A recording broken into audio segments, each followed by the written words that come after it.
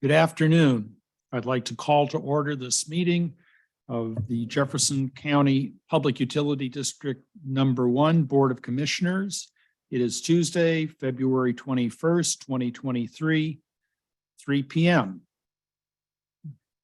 And the first thing I'd like to do is determine that we have a quorum of the board. I am Kenneth Collins, Commissioner for District 2 and Chair of the board. Jeff Randall, Commissioner for District 1. Dan Tupper, Commissioner for District 3. Before we get started, I want to share with people that I learned a new word today. The word is graupel, G-R-A-U-P-E-L, and it means soft hail, which is what I drove through in Chimicum on my way here. It happens when freezing rain combines with snow on the way down. And it's not a new word. It was first in print in 1889. So with that,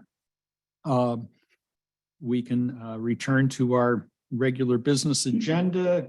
First is a call to order with the adoption by the Washington State Legislature of House Bill 1329, which provides for virtual and in-person meetings. Jefferson PUD will be offering both unless advance notice is provided.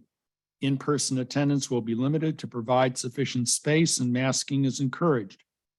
Online participant audio will be muted upon entry. Please unmute at the appropriate time to speak. If you're calling in, use *6 to mute and unmute and *9, indicating your desire to speak. The next item on our agenda is the approval of the agenda itself. Are there any changes to the agenda? I'll make the motion to accept the agenda as presented. Second the motion. Further discussion on the motion? Hearing none. All in favor of the motion to approve today's agenda, please signify by saying aye. Aye. Aye.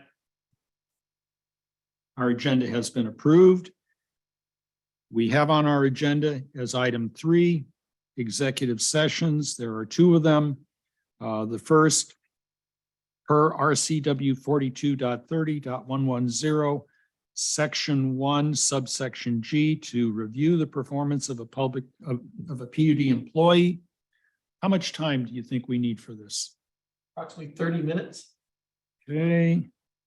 And the next, there are 2 executive sessions. The second one is permitted under RCW 42.30.110, Section 1, subsection I, to discuss with legal counsel potential litigation to which the PUD is likely to become a party.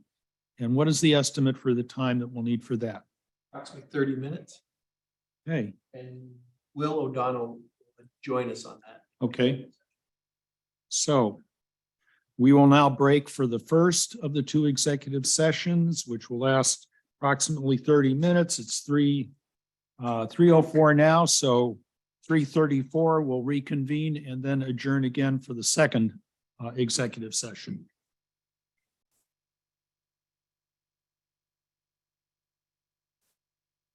The Board of Commissioners has concluded the first of 2 executive sessions.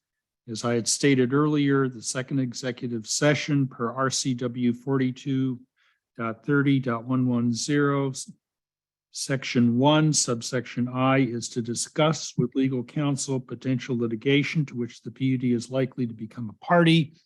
And we are allotting 30 minutes to accomplish that. So it is 3:35. So 5 minutes after 4, we will reconvene the general session.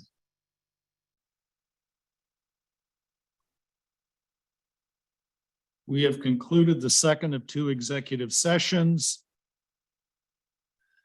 It is 4:09, and I want to jump ahead to public comment, which we try to do around 4 o'clock, and then we'll come back to manager and staff reports and the commissioner reports. So at this point, if there are members of the public who wish to make a comment, ask a question, this is your time to do so.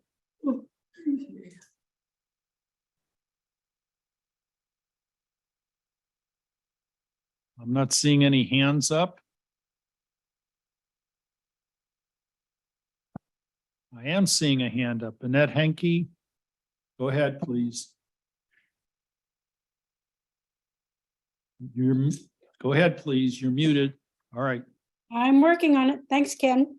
Thank you, everyone. I'm going to be the broken record here, but that's better than broken family, which many of the people in this county who were forced to take a jab or lose their job or get fired or resign. I think it's better than that kind of broken. So I know so many people who are sick now, who took the jab. I hear it on the county commissioner meetings, the city council. It's happening all over, we all know, and probably most of you, after taking the jab, have also gotten whatever it is you thought you were going to defend yourself against by taking that. I would like to know if the PUD has spoken to the people who resigned or got fired and offered them their jobs back. And I would also like to express my malcontent with the order of the meetings now, which is so inconsiderate to the people who pay the bills. Maybe it needs to be explained to me again why the executive sessions have to be up front instead of at the end of the meeting. This is certainly inconsiderate to people like Leo who are working, and you're I am fortunate enough to have time to just turn this on and wait for you to come on, but I don't know. It's not good public process, and I hope that very soon it goes back to the way it was before. That's all I have to say. Thank you.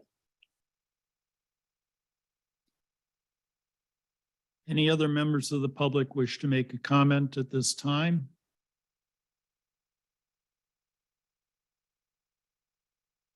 I am seeing no hands up.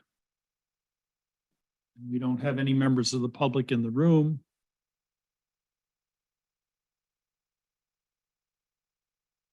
So let us move on. Item number 4 on the agenda is manager and staff reports. Please go ahead, Mr. Street. So I'll talk real quick about the agenda. There were a couple other items on the agenda. They weren't ready to go at the time we had to post for this meeting, and that's the reason the agenda is very light. It will mean, however, the upcoming meeting will be quite heavy with some stuff. So the agenda is light because of things not getting to staff and some of the agreements done in time. So with that, we belong to NWPPA, and we get a magazine from NWPPA.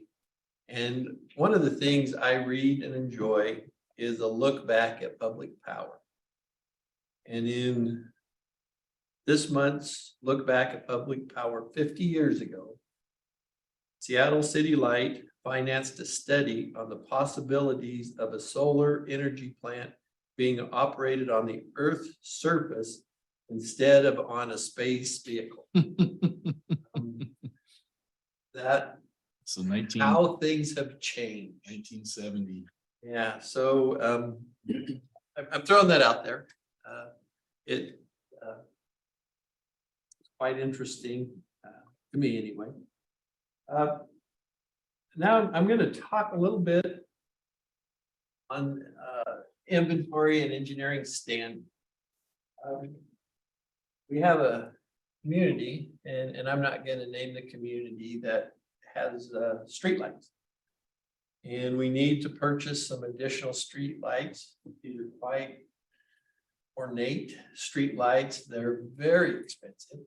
And for the PUD to purchase 4 of them, we will not be reimbursed our initial dollars for 10 years. Hmm. Based on the amount we charge them for these streetlights. So one of the things that we think we need to look at is the standardization. We shouldn't have streetlights in one neighborhood and streetlights in a different neighborhood to the extent we do because of the sheer cost to keep spares on hand. You make no money on these streetlights. So in future meetings, we're going to bring some budgetary reviews such as new construction standards to the board. But we're also going to bring in items such as these streetlights and to standardize on them. To me, it seems a pretty straightforward fix. No, we buy one or two lights and everybody has to use the same ones. But in our system, each neighborhood did choose these lights 20 years ago. It's what they have in their neighborhood and they want to keep the same style of light. So it's an interesting thing.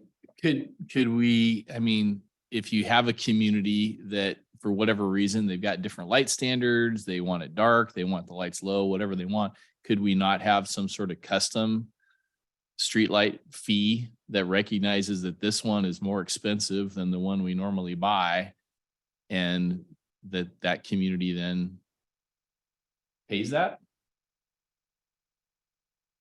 How a lot of these communities were set up, we're supposed to be able to recoup our costs to do replacements after years of, the light fee or the light rates that we charge.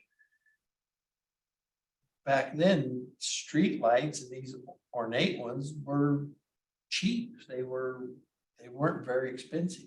Today, because of the price of steel, the ornateness of the bulb fixture, everything has taken these.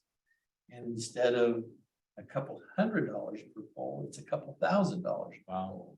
And it is something that staff's starting to look at. It's not even just street poles, but that's a great example because the payback, we will never recoup our costs based on the type of lights this community has had in the past. Well, I just know how it can go the other way when the PUD says it's got to be this way. I think we may want to look at some other options, where maybe, we say, hey, we can support this, but this is what it's going to cost. And they may say, fine, increase our fee to whatever, we want that versus this, the one you use everywhere. It's a little bit different with the city and the county because we have kind of standardized on lights there where we're not stocking. And that took us a while to get to this point. Now in the communities, we need to do a lot of work there, a lot of outreach. New communities, easy, because we can just say, okay, this is a standard. If you want something different, we're out of the picture. You can do it, maintain it. Because some neighborhoods do maintain their own lights, but quite a few of them, the PUD is responsible. Okay.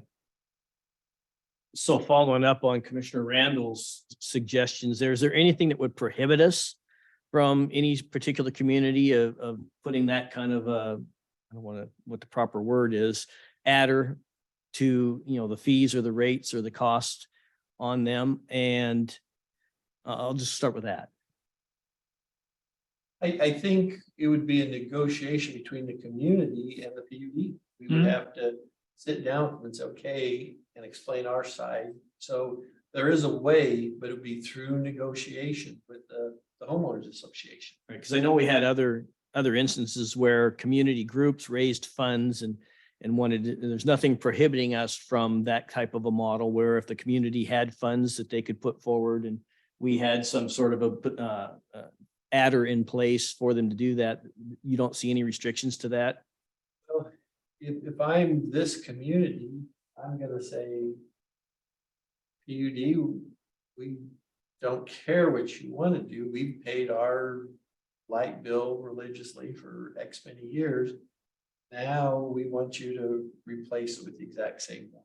And that's where they're gonna start to negotiate from, because that's where I would start. But then we have to justify why the change. And if they had a contractor come to them today, they would say the same thing. You know, there's not, we don't have a special magic tree that makes, you know, PUD money. I mean, it's kind of like, yeah, well, nice try, but here's what it costs now. So this is what we can do for you. So is there a standard street light that we utilize for various communities? For the county and for the city, we have standard street lights. There's two of those two. There's a couple different heights because like some people more out on the road, some are for sidewalks. For communities, we have not set a standard for older communities. For new communities, we say, okay, these, you either go with what the county and the city's approved, or you have to be responsible yourself.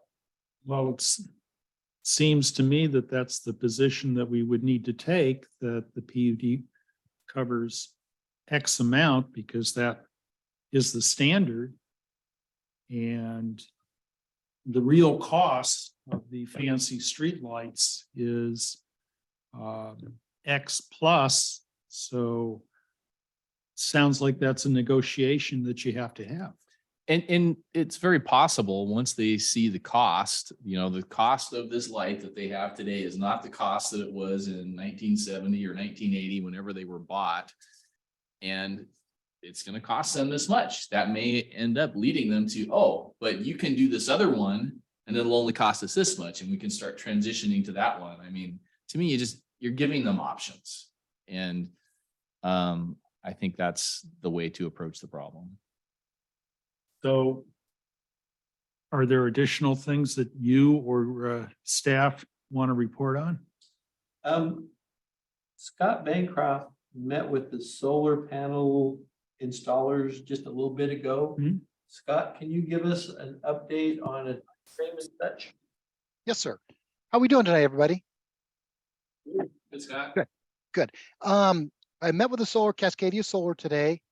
And we did a walkthrough, our final walkthrough before we start construction. Construction will start March 1st. They're going to be on site for about 3 days, and then they're going to leave for a few days to finish up one other job, and then come back for the rest of the month until they're complete. The project in general should take about 3 weeks to install the solar panels. We have 260 panels to install. The problem that we kind of ran into it for procurement is the inverters. The inverter was specifically named within the bid, and we have to abide by that. And they either are going to be here in April or in August, so we're not sure. We're just pray that it comes in April. But that's about all I have for a quick update. I'm looking forward to getting going on this and filling up our roof with solar panels. Any questions? Yeah, what was the size of the system in terms of kilowatts? What's the nameplate rating on the system? And did they give you an estimate of how much of the PUD's campus here it would power over the course of a year? Okay, so the nameplate data is total capacity is 104 kilowatts DC. That's what nameplate data. Excuse me. I did not get how much it would supply for the PUD. I do have an estimated annual production in kilowatt hours, which is 117,664. Right. So then we just need to know what our annual bill is. Then we have it. Will did send out some information to the commissioners with a little bit of that information. Okay. Recently, or See if I can track that down. Thanks, Scott. Thank you.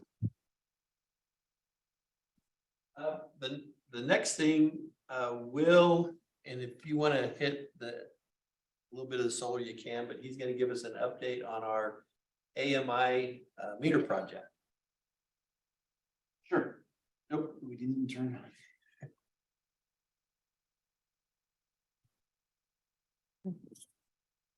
So it looks like from the report I gave a while back, I think last October or so, we, annual electric consumption was 198 megawatt hours. And the estimated production was 105 megawatt hours, annual production versus annual consumption. And I'll send out that, the report again. Okay, so it'd be over 50%. Yep. Good. As far as the AMI project goes, we are at 1,600 meters installed. We're at kind of a transition point. We've been going zone by zone. Moving forward, we're looking to start replacing some of the hardest to read meters in our hard to get to areas. So we reduce the burden on the contractor. We're receiving shipments every month of larger volumes of meters with the goal of having all of the meters replaced by the end of the year. It will take more staff time and involve some assistance from the line crew and taking part in some of the meter exchange. That's the way we're moving forward right now. And as of late, I've gotten some interesting pictures from the crew of all sorts of impediments in front of meters, very creative placing of impediments in front of meters, blocking access, and some interesting wiring that they've encountered. So that is part of the challenge in the replacement. There's a lot of times where it goes smoothly and sometimes where it takes multiple visits before we're actually able to install the meter. And some of those delays we're working with to figure out how we close out an area. But that's the status report for now. Just 1,600 meters though. That's a lot of work. That's a lot of visits and a lot of problem solved. So I mean that you guys should be patting yourselves on the back. That's really great. That's really great. And we have how long to complete the installation approximately? The goal is to complete the installation by the end of the year, end of 2023. That is the working goal as of right now. We're doing some meter reader interviews. So we're hoping to gear up to be able to really take a big bite out of that number, especially in the summertime. So just an update, and that is just electric meters? Does that include water meters as well? No, we're only changing out electric meters. What these electric meters can do is they can pick up the signal and read the nearby water meters. Oh, wow. So that we'll be able to get a 2-for-1 that way. Yeah. And they've That's done awesome. testing on it and it's working well. But That's we've really got awesome. more work to do to get the network put together. And just the fact that we're pretty much doing this in-house. Yeah, they're doing a It's- great job. It's Yeah. amazing. We're putting That's up more collectors. We've been talking to Kitsap about using some water tanks. We've got another tower we're going to, trying to get more coverage, and yeah, it's been great to see. And that's the end of manager's report. Okay. The next item is commissioner reports. Commissioner Tupper, do you want to lead off? Sure, I'll go. So I attended the NOAANET meeting in Spokane on February 8th. NOAANET recognized Kitsap PUD manager Angela Bennick and former Ponderay General Manager Colin Willenbrock for their past service as NOAANET board members. NOAANET's final financial positions for 2022 were they averaged 57 days of cash on hand. Their target was 60 days, so they fell just a little bit short. There were some things that went into that, why they fell a little bit short. 41.4 million was their net position, which was down 1.6 million year over year. NOAANET had never written off any bad debt since the inception of NOAANET, and they did that in 2022. They wrote off all of their bad debt. Similar to what we do in every packet, we have a certain amount of billings or revenue that's uncollectible. They did that in all of that for the previous 22 or 23 years into 2022. NOAANET is still looking at relocating from their offices at the bank building in Spokane, and they also have an office in Gig Harbor to a location a couple miles away in Spokane. That saves them a lot of money. creates a lot of other benefits for the employees. Downtown Spokane is not the best place to, show up for work every day. So there are a lot of things that are going into that decision. Some of the upfront costs will be a little more, but in the overall, if they were to make that move, the turnaround would be a fairly quick turnaround to recognize those savings and show up as far as, better rent, less parking expenses and things like along those lines. NONED is still examining remedies to a pension fund deficiency. They're also looking at potential expansion in NONED ownership and affiliate memberships to change their revenue positions and add a few more people to the decision-making processes possibly. I attended the Waputa Legislative Update on February 9th.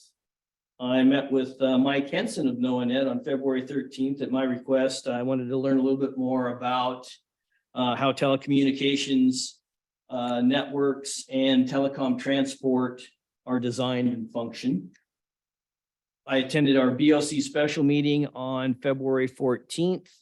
Finance Director Mike Bailey gave a great breakdown on PUD financial positions. Was, however, disappointed that the board didn't take any action to move forward with an outside consultant to review our overall financial trajectories at this point in time. What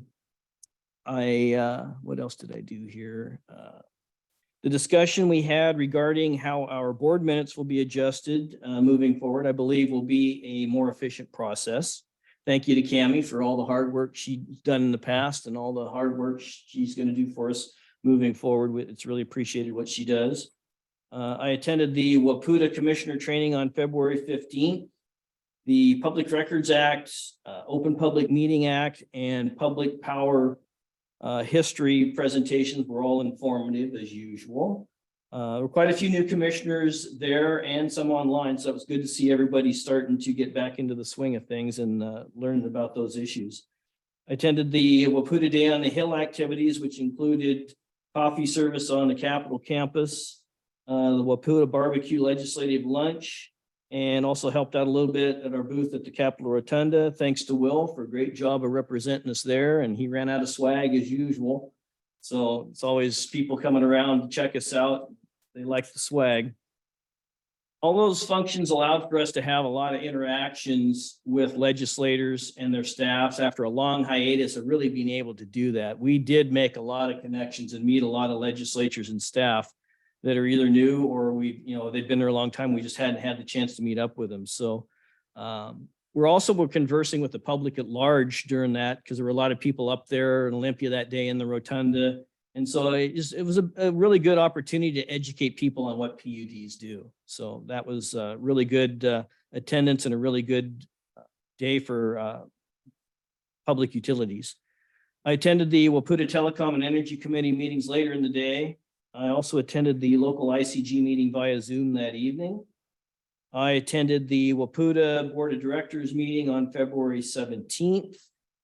Later in the afternoon of the 17th, I joined Liz Anderson of Waputa and representatives from Gig Harbor, Mason number 1, and Clallam PUDs in a meeting with 24th Legislative District Representatives Chapman and Theringer. We met to discuss potential funding, and this has been around for a while, at least 2 sessions now, that we've been trying to get some of this funding to offset costs, which are increasing, generated by the relocation of utility due to these culvert projects, court-ordered projects by the Washington State Department of Transportation. The meeting was productive, and they gathered information from us on the impacts to the ratepayers. What are the consequences of this larger volume of projects and high-cost projects, and how it, basically, it's above and beyond what normal franchise agreements really are expecting utilities to do. So it was really good. They asked for some more information on what some of those impacts are, and we're going to go on and talk to other legislators in other committee, different committees and legislators in general to see what might be able to be done. So I'm still optimistic, but we'll see.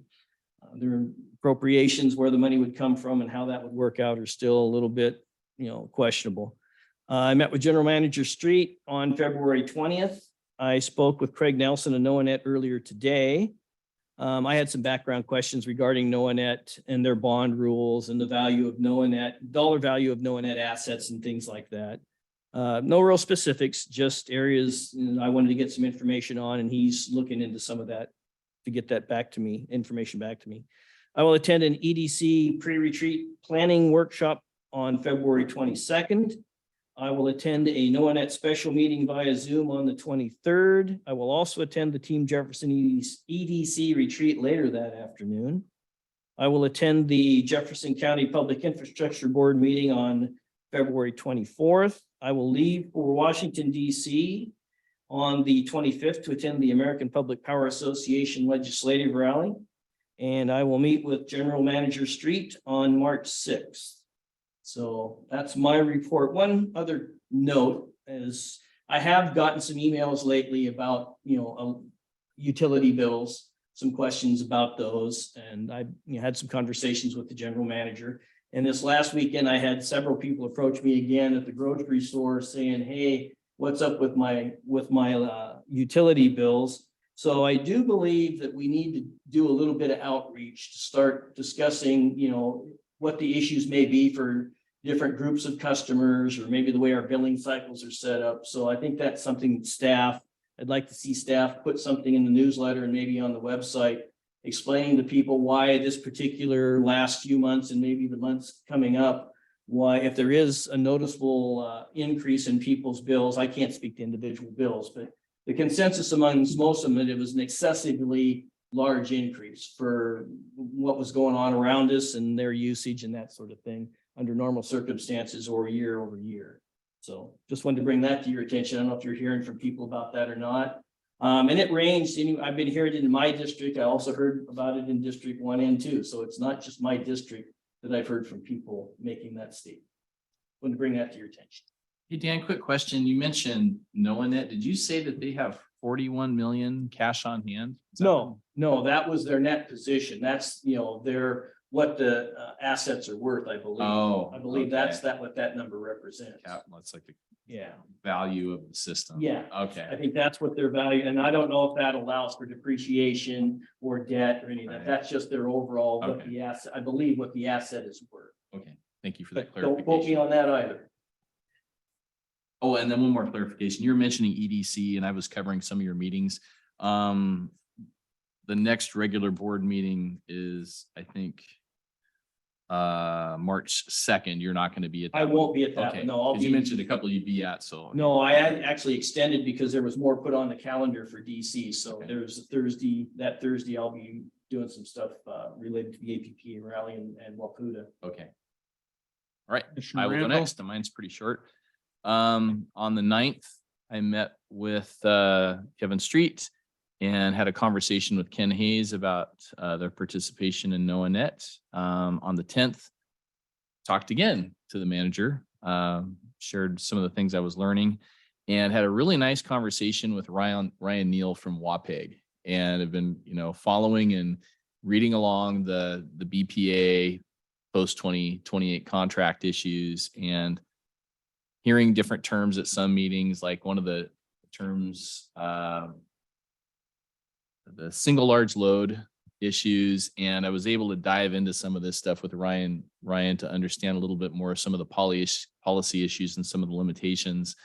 Because especially the issue of what do we do with new desirable loads? And basically BPA has written into their statutory authorizing legislation that they can only meet those large loads at very high rates. And it was originally done that way because Congress people from Wisconsin or whatever were worried that their industry would relocate in the Northwest.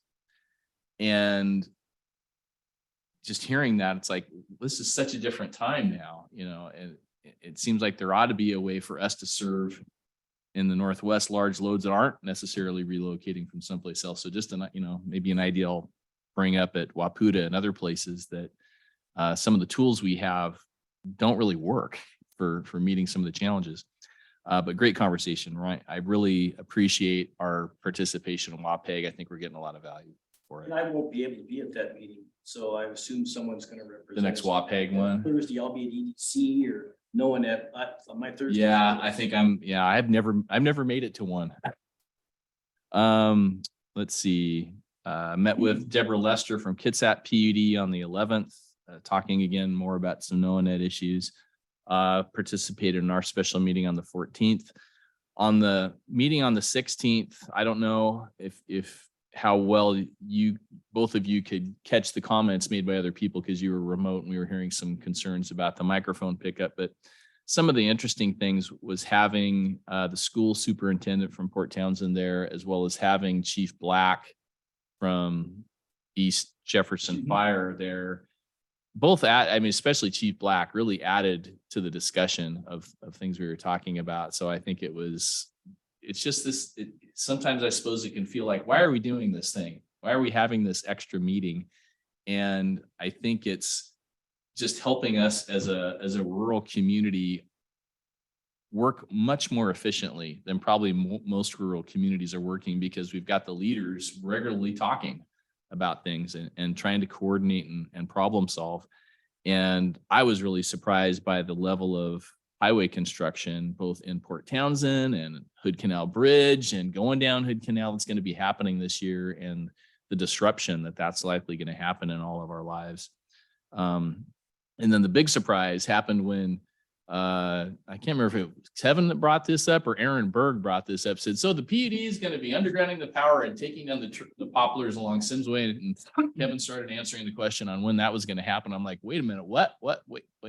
So I just brought up the fact that, okay, this is contingent upon the port proceeding with their expansion of Boathaven towards Sims Way. So anyway, we had that discussion. Just wanted to make sure they understood the two go together. And on the 17th, I listened into the WAPUTA Executive Committee. On the 18th, had a conversation with Joel Paisner. Looking ahead, on the 23rd, I'm going to plan to participate in that next NOAA meeting, listen into the parts I can listen in on, and then I'll attend that EDC Team Jefferson Board meeting on the 2nd, and that's my report. Thank you. February 9th, I listened in on the legislative update that morning. On the 10th, met with the general manager. 14th, I attended the board special meeting. 15th, the WAPUTA meeting, and it was good to get updated. I like the fact that the attorney who was presenting underscored the changes in the regulations for the Open Public Meetings Act. And I also attended the ICG meeting. Thank you, Commissioner Randall, for chairing, because I was in the WAPUTA Executive Committee meeting from 4 to 5, and it will be interesting to see what happens, how much support there is for changing the annual meeting. I wasn't able to attend the board meeting the following day. Oh, the annual meeting of WAPUTA to aren't they proposing April. moving it to the spring Yeah. when legislature's in session? Is that? Or is it a short Just session? after. Okay, Just be afterwards. after, Okay. But and that may be a conflict in April. Yeah, but Still work in progress. Yeah. yeah. So on the 17th, I met with the general manager again. The 18th, Saturday morning, I met with Will O'Donnell. Talked about NOAA and related issues. On the 22nd, I look forward to attending the Marrowstone Island Community Association meeting where will present on broadband. On the 24th, I'll have a meeting with the general manager again, and also on the 3rd of March. And that is my report. Does the Marrowstone Island Association still do a potluck when they have those meetings? Not every meeting, no. Okay. And since it's become hybrid, no. Oh, okay. Missing out. March 21st. Not February, March. Oh, it's March. Thank you. I, I won't show up then on the 22nd. Thank you. Make that correction. So the next item on our agenda, number 7, is approval of the consent agenda. Are there any items that need to be pulled from the consent agenda for further discussion? I'm fine with it. And I'll make a motion to accept the consent agenda as presented. I'll second the motion. Further discussion? Hearing and seeing none, I'll call for the vote. All in favor of approval of the consent agenda, please signify by saying aye. Aye. Aye. Aye. Consent agenda has been approved. Old business. Item 8.1, Brennan Broadband Support Resolution. Mr. Street, that would be yours, I think. Yes, this is being brought back to the board. We've talked a couple times about how we could support the Brennan area. I'm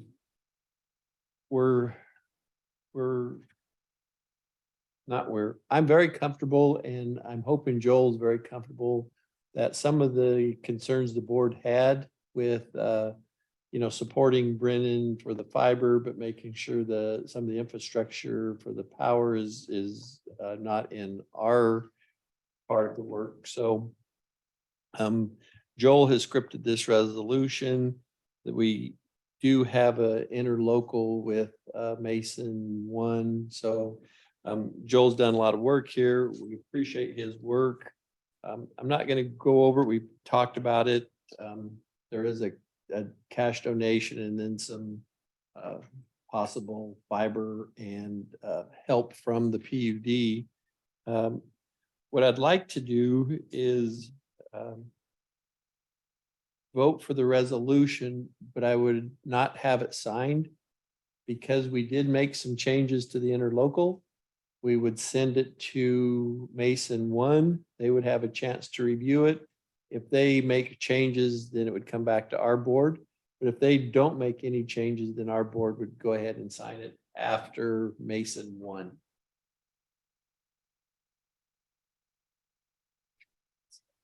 Joel? Yeah, thank you, Commissioner. I just want to point out one thing that we have an existing interlocal agreement. That's what's attached here. So the idea is that we would simply amend it to add this provision. And I think the idea is that since the PUD has existing water customers there in our service territory, that, essentially the fiber is really going in some of the material. There's some fiber materials and some service support for engineering make ready, that would really be there, sort of to help our water customers, even though we do not serve them with electricity. So I didn't quite follow what you were recommending. I mean, you want to have Mason are they looking at the amendments to the interlocal, or are they looking at this resolution, or what are they looking at? They would have to look at the interlocal because that's really Okay. a small change to the interlocal. And if they want to make a change too, then it would come back to the board.